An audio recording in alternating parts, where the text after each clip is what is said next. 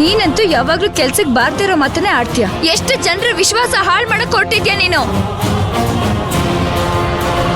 ನನಗನಿಸ್ತಾ ಇದೆ ಇದೆಲ್ಲ ನೀನೇ ಮಾಡಿರೋದು ಅಂತ. ವಾವ್, ನಾನ್ ಮಾಡಿದ್ದ?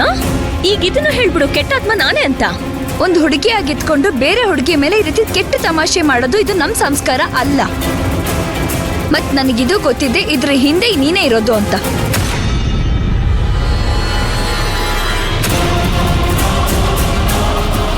ಕೌಶ್, ನೋಡಿದ್ಯಾ ಇವಳನ್ನ? ಎಲ್ಲ ನಾನೇ ಮಾಡಿದಂತೆ. ನಿನಗೆ ನಿಜವಾದ ವೈನಿಧಿ ಬಗ್ಗೆ ಚೆನ್ನಾಗ್ ಗೊತ್ತಲ್ಲ. ಅವಳು ಹೀಗೆಲ್ಲ ಮಾಡ್ತಿದ್ಲಾ? ಇದನ್ನೆಲ್ಲ ಮಾಡಿ ನನಗೆ ಏನ್ ಸಿಗುತ್ತೆ ಹೇಳು? ಮತ್ತಿನ್ನೇನು, ನಿನ್ ಕೆಟ್ಟ ಮನ್ಸಿಗೆ ಶಾಂತಿ ಸಿಗುತ್ತೆ ಅಷ್ಟೇ.